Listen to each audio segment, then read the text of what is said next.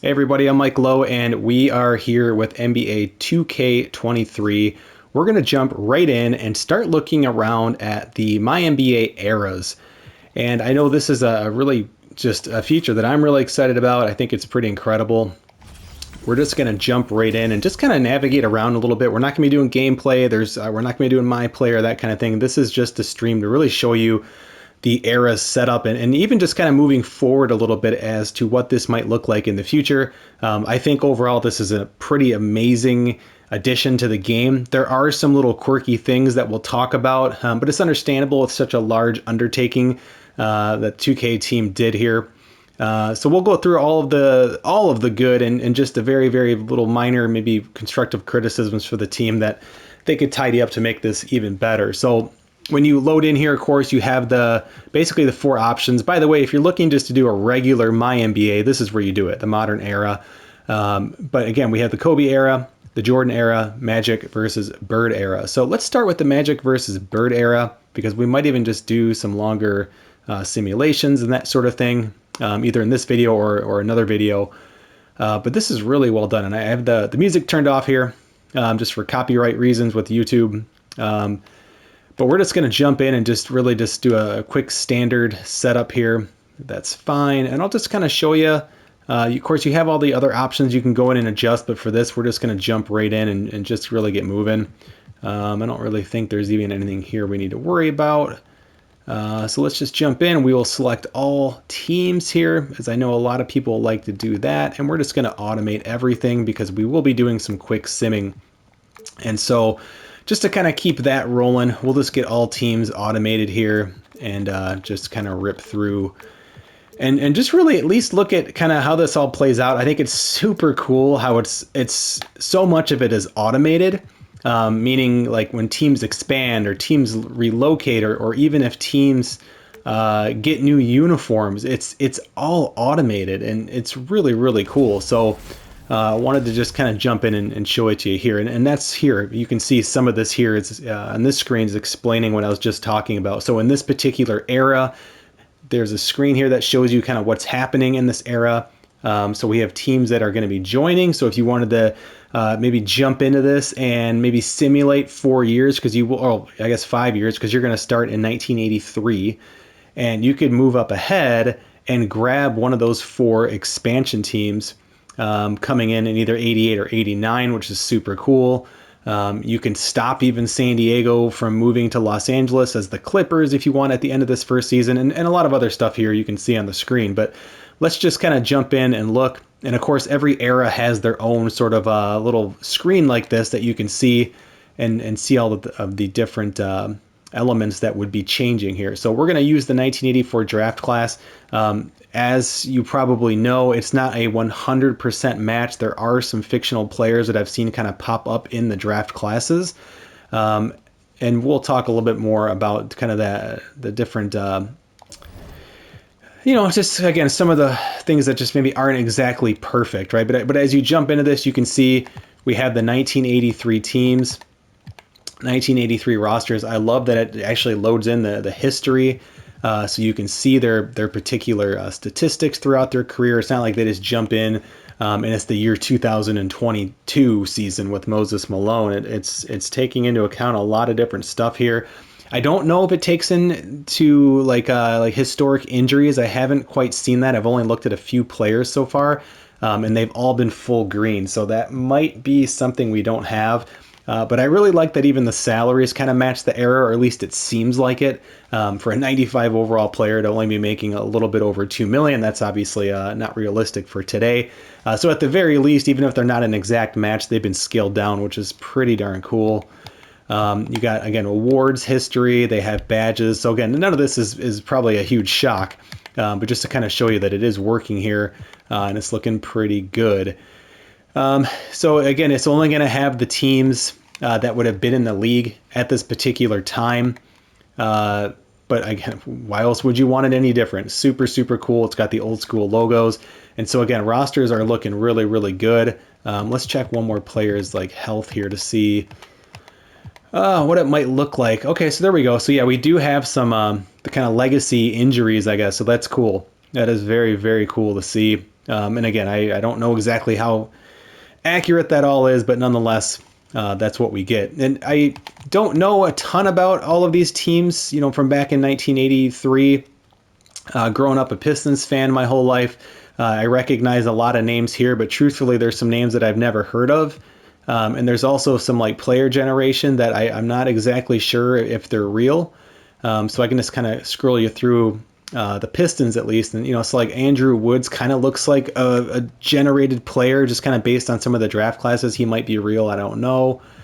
Joe May, I don't think anybody had a faux hawk in 1983. Again, he may be real. I'm not sure, but I'm guessing maybe at least his look may have been generated, if not his whole person.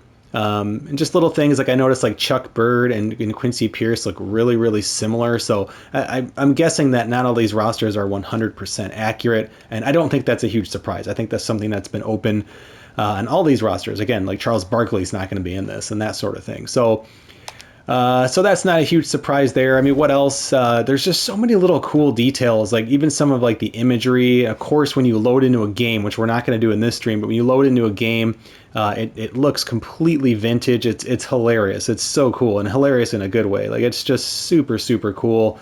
I did notice, like, I don't know for sure if the coaching staffs, well, I can't tell you, they're for sure not 100% accurate.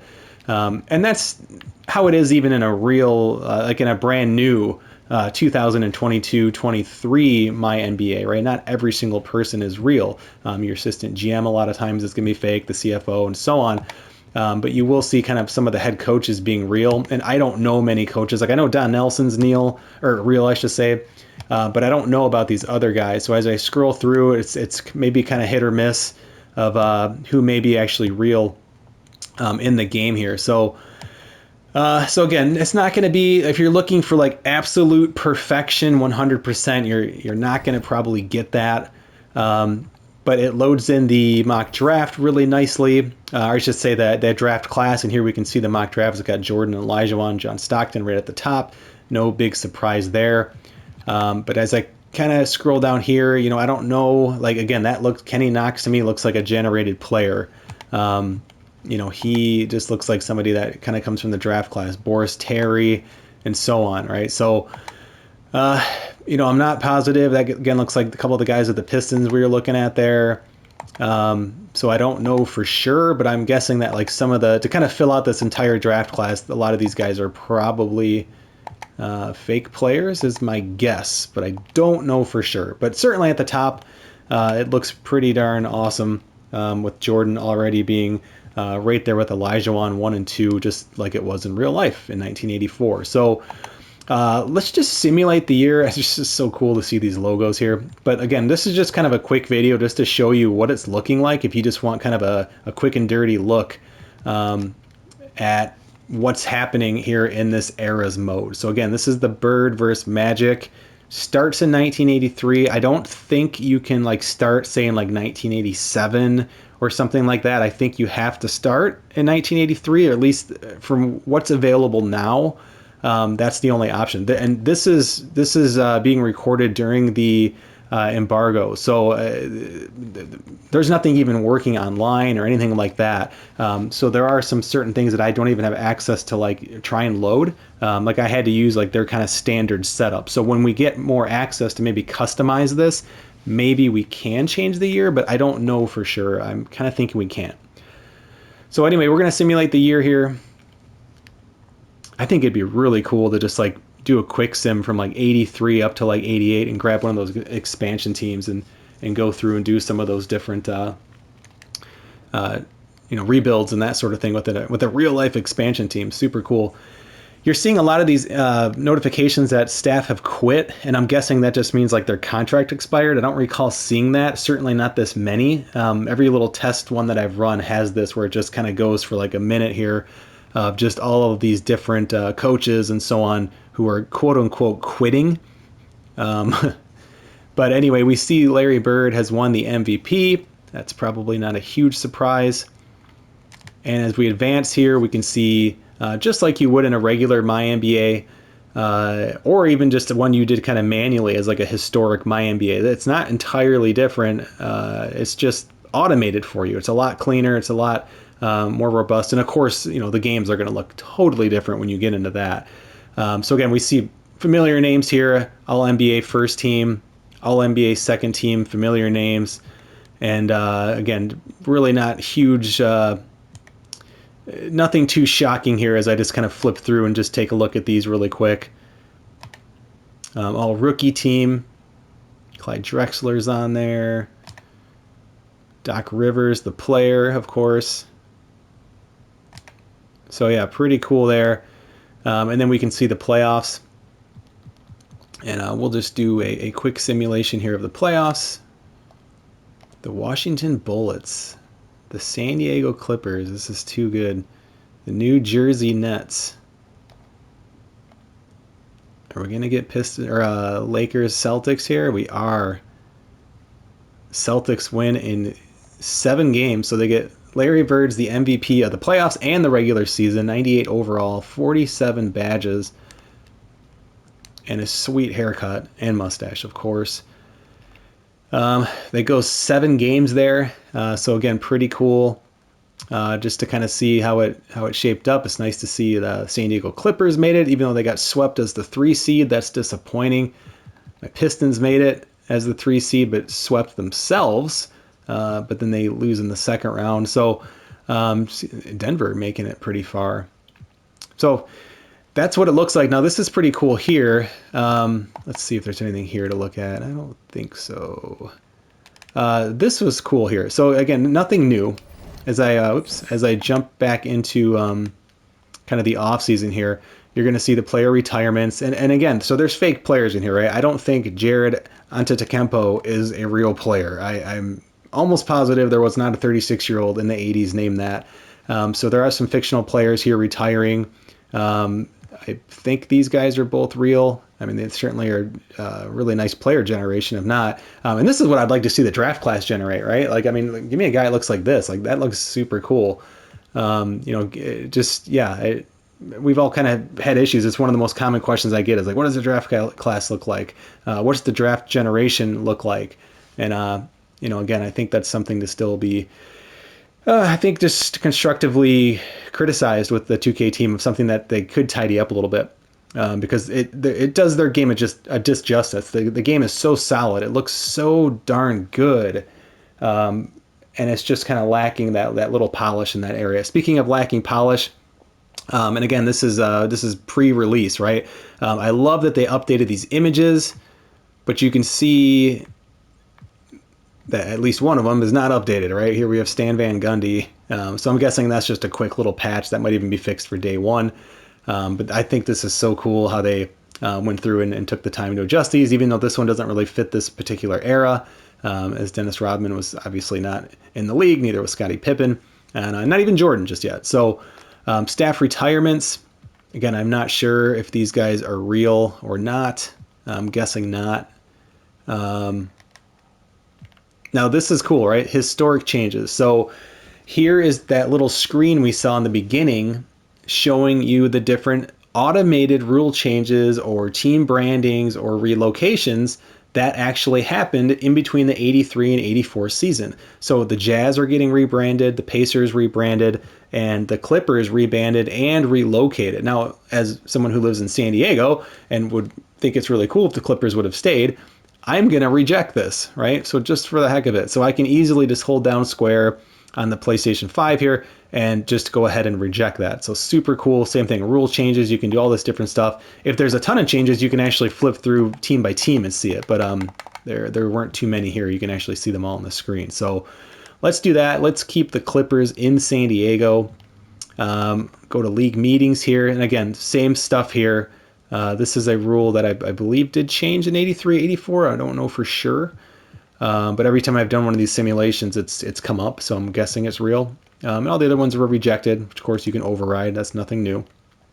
The draft lottery, pretty much the same. It's just got the old David Stern there. Rest in peace. And so again, you can like go through the whole lottery again, and yeah, I don't know if it's is that using the old logos? Yeah, it is. But you have you still have like the modern reporter I forget the woman's name there. I guess she doesn't have a name, just reporter. And so, just little things like that. And I guess that doesn't take the immersion out too much. But just playing this game for a number of years, that reporter's been in the game for a while and has suddenly kind of transported herself within like a real nice high def picture back into the 80s somehow. So, but anyway, you can go through there. You can skip the whole lottery if you want, of course. So this is exactly the same. Bulls get the first pick this time. I wonder, and this is one of the cool things too, right? It's like, how would your history change here? Like, are the Bulls still going to take Jordan? Or are they going to take Olajuwon? So yeah, pretty cool. And then of course you have staff signing. All this stuff's the same. Pre-workout drafts are the same. I don't think any of this stuff. I mean, we'll go through it just in case. I don't think any of this is different. I could have swore though they said that they were doing like there was like a little help thing that popped up saying that there is more of like a coaching carousel. But I don't know if that's just referring to like what has always been there because it doesn't look any different to me, but it definitely could be. But to me, it's just like if I click on one of these guys and I pull this up, it's kind of the same screens, right? But I could be wrong.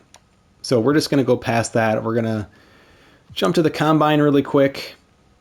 But I don't think that's any different. Just, of course, you're seeing, the actual draftees, which, again, some of them are going to be generated players. They're not all going to be real. Some of them are going to have, maybe hairstyles that weren't really popular in 83 and that kind of thing. But you can edit all that stuff too. And with draft classes being so small in the NBA, it's really not insurmountable for you to go in and edit stuff that you don't like. So again, that looks to be pretty similar pre-draft workouts. Let's see what this is looking like. Yeah, same thing. You can just pick your players here. Yeah, super cool. Very, very cool. So we'll just go through that. And let's see if the draft is any different. I don't know. Look at David Stern's sweet mustache there. That is amazing. Let's see here.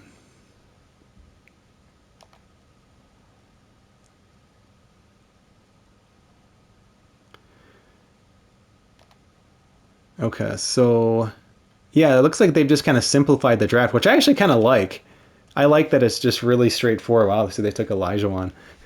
So history being rewritten here. But yeah, they've really just kind of simplified it. You're still going to get feedback from Chris Broussard in 1984. Let's see where Jordan goes. So he goes second overall to the Pacers. Oh my gosh. People in Chicago are just going crazy. That's too funny. Look how young, look how skinny he looks there. 6'6", 216. Wow. Let's see where Stockton goes. So he goes third to Atlanta. Do the top 5 real quick. Wesley Chambers to the Clippers. Jesse Farmer. Let's do the Kansas City Kings just because, hey, they're still a team. Otis Thorpe. Very cool. So, yeah, so let's see. Can we just get through this here? Can you not speed this up? I could have. Oh, yeah, here you go. So we'll just sim to the end. And then, of course, so yeah, that's looking exactly the same. It's still 2 rounds, which I know in the early 80s there was at least 3, if not more rounds. So I don't know if the game, I'm guessing they just kept it at 2 rounds, especially because you have fictional players. That's really not a big deal or anything. And then we can just kind of look. You can see the contracts are really small. 1 year, $45,000. For a guy, Kenny Knox, who was drafted towards the end of the second round. I think there was only, 26 teams or something like that, 28 maybe. If that, maybe 24. And so 45,000 a year for a second round pick. We have first round picks not even making $1 million. So pretty neat. And again, just kind of a fun way to go through and just even learn about the finances of that particular era. I think it's just really, really cool. And then, of course, it's going to take you in the free agency. Let's skip ahead and see what that looks like really quick. But I'm thinking it's going to be pretty similar. Just, of course, the players being different. So Jim Paxson is the top receiver, the top free agent. Bill Cartwright. So, yeah, pretty cool. Paul Westphal.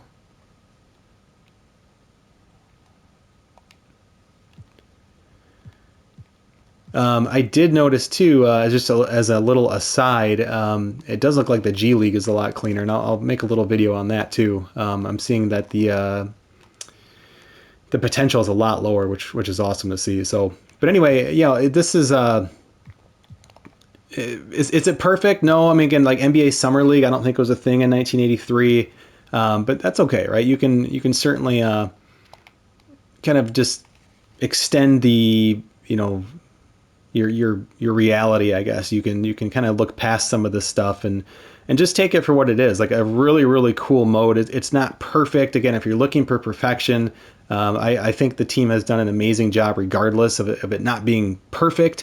It's a huge undertaking, and it's just a really really cool thing to showcase the some of the classic NBA. And I hope next year we get to see even earlier teams, take us back into the 70s or have a 60s starting point and that sort of thing. Could be really really cool. So boy, I'm really excited to see if 2K gets back into the college game. When I loaded up the Jordan moments or whatever it's called, the little Jordan showcase thing, it's just, my first thought was like, oh my gosh, they are so ready to make a college basketball game. Like, they have it all. It's ready. It's right here. I just hope they're able to do it. So, of course, you're going to load to the next season, and it's going to ask you to load the 85 draft class, and there you go. And it just kind of recycles and starts over. And then again, just really, really cool. We're going to have now, I guess, the rebranding, as we can look at that really quick. There were, 2 teams who rebranded. So now the Jazz have rebranded, and I forget the other one now.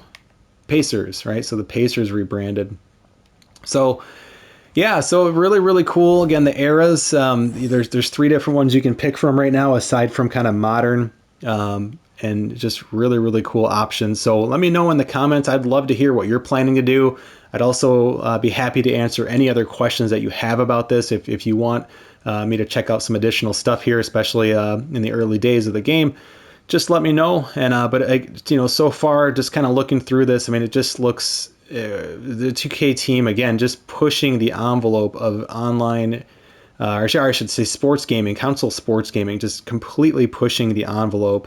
And I'd hope we just get to see other studios doing this sort of stuff. I mean, just year in and year out, super innovative stuff, super just fun and insightful, and just listening to the community and really just polishing their game more than any other game, more than the show, more than Madden.